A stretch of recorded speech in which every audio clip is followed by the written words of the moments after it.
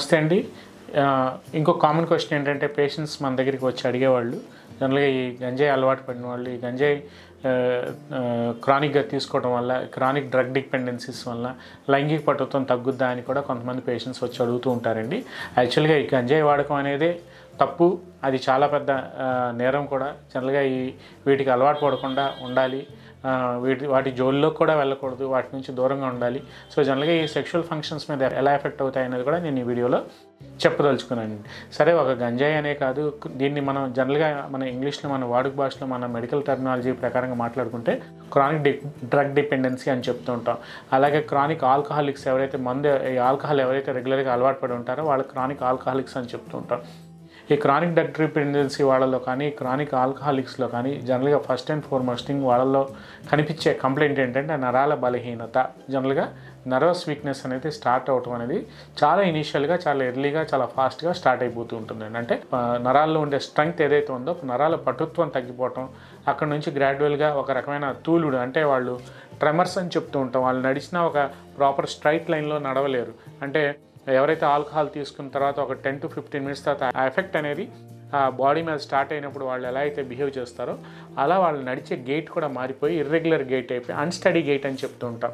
అలాగే వాళ్ళలో ఈ ట్రెమర్స్, అంటే ఏదైనా పట్టుకోవాలన్నా, ఏదైనా హోల్డ్ చేయాలన్నా, లేదంటే ఏదైనా ఇచ్చేయాలన్నా, వాళ్ళకి సంతకం పెట్టాలన్నా వాళ్ళ వల్ల అవ్వదు. ఎందుకంటే ఆ ట్రెమర్స్ వల్ల, ఆ తూలుడు వల్ల వాళ్ళు ఆ పని కూడా చేయలేరు. సో ఫైన్ మూమెంట్స్ ఏవైతే ఉంటాయో బాడీలో అవన్నీ గ్రాడ్యువల్గా ఈ డ్రగ్ డిపెండెన్సీ వల్ల చాలా వరకు తగ్గిపోతూ ఉంటాయి. అంటే నరాల పటుత్వం తగ్గిపోతూ ఉంటుంది.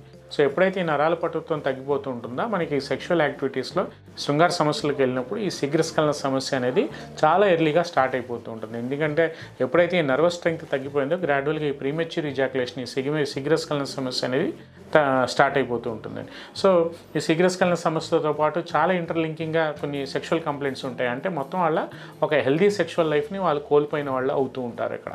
సో దీంట్లో వాళ్ళకి ఫస్ట్ అండ్ ఫార్మోస్ట్ థింగ్ ఏంటంటే ఏదైతే సెక్షువల్ డిజైర్ లిబిడో ఉందో అది మొత్తం టోటల్గా డిస్ట్రాయ్ అయిపోతూ ఉంటుందండి. ఎందుకు డిస్ట్రాయ్ అవుతుంది? ఎందుకంటే ఎప్పుడైతే ఈ డ్రగ్ డిపెండెన్సీలో అలవాటైన ఇండివిజువల్స్ ఉంటారో ఈ ఇండివిజువల్స్కి మెయిన్గా ఎఫెక్ట్ అయ్యేది గ్లాండ్స్ మీద. అంటే బాడీలో ఏవైతే గ్రంథులు ఉంటాయో ఆ గ్రంథుల మీద ఎఫెక్ట్ అయ్యి అక్కడ నుంచి గ్రాడ్యువల్గా బాడీ అనేది ఈ హ్యాపీ హార్మోన్స్ అనేది రిలీజ్ అవ్వకుండా ఈ బాడీలో ఏవైతే మనకి నెగిటివ్ వైబ్రేషన్ ఉంటుందో, నెగిటివ్ ఇన్ఫ్లుయెన్సెస్ ఉంటాయో, ఆ ఆరా ఏదైతే మనకి మైండ్, బాడీ అండ్ సౌల్ అని చెప్తూ ఉంటాం, ఒక వైటల్ ఫోర్స్ అనేది చెప్తూ ఉంటాం, ఆ వైటల్ ఫోర్స్ అంతా తగ్గిపోయి బాడీ యొక్క ఇమ్యూనిటీ తగ్గిపోయి బాడీలో ఉండే ఏదైతే మనకి డిసీజ్ ఫైటింగ్ కెపాసిటీ, ఏదైతే స్ట్రెంగ్త్ ఉంటుందో ఆ స్ట్రెంగ్త్ తగ్గిపోవడం వల్ల గ్రాడ్యువల్గా వాళ్ళకి అక్కడ నుంచి అనారోగ్య సమస్యలు ఒకదానికొకటి స్టార్ట్ అయిపోతూ ఉంటాయండి. సో ఇక్కడ మనం ఫస్ట్ అండ్ ఫార్మోస్ట్ థింగ్ ఏంటంటే ఈ శీఘ్రస్ఖలన సమస్యలు కానీ, ఈ ప్రీమెచ్యూర్ ఇజాక్యులేషన్ ప్రాబ్లమ్స్ కానీ, ఈ లిబిడో ప్రాబ్లమ్స్ కానీ, ఈ సెక్షువల్ డిజైర్ తగ్గిపోవటం కానీ, వాళ్ళకి ఆ ఎరెక్షన్స్ కొంతమందిలో నేను చూస్తూ ఉంటాను అసలు ప్రాపర్గా ఎరెక్షన్సే రావు, దో వాళ్ళకి ఆ డిజైర్ ఉన్నా.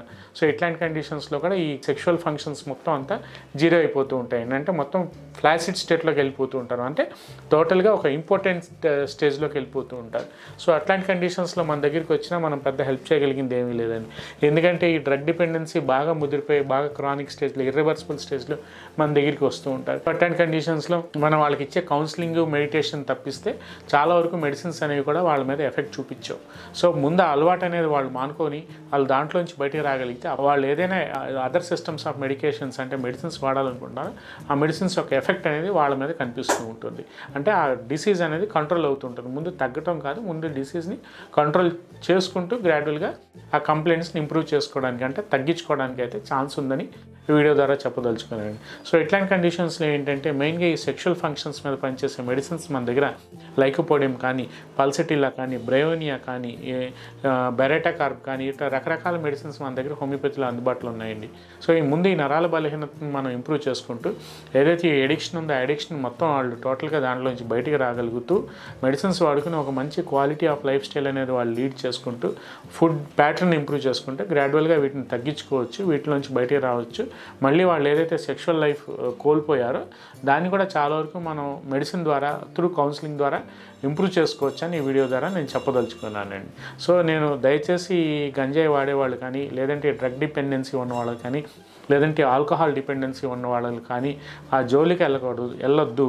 వెళ్తే దానికి చాలా దుష్ఫలితాలు, చాలా హెల్త్ ఇల్ ఎఫెక్ట్స్, ఆరోగ్యం అంతా పాడైపోయి, ఆరోగ్యం అంతా క్షీణించిపోయి, ఒక రకమైన ఏదైతే వాళ్ళకి ఆ బ్రైట్ ఫ్యూచర్ ఏదైతే ఉంటుందో వాళ్ళు చేతులారా వాళ్ళ ఆరోగ్యాన్ని పాడు చేసుకుంటూ ఒక సొసైటీలో దేనికి ఇది అవ్వకుండా అన్వాంటెడ్ దీంట్లో ఒక రకమైన రూమ్లో ఉండిపోవాల్సిన పరిస్థితిని కూడా నేను చాలామంది ఇండివిజువల్స్ని చూస్తున్నానండి. సో అట్లాంటి కండిషన్స్లో మన ఏ మెడిసిన్ ఇచ్చినా కొంతవరకు హెల్ప్ చేస్తే కానీ మొత్తం టోటల్గా వాళ్ళని మనం ఆ దాంట్లోంచి బయటకు తీసుకురావడం అనేది వాళ్ళ మనసు మీదే ఆధారపడి ఉంటుంది, కానీ మెడిసిన్స్ మీద అయితే ఆధారపడి ఉండదని ఈ వీడియో ద్వారా నేను చెప్పదలుచుకున్నాను.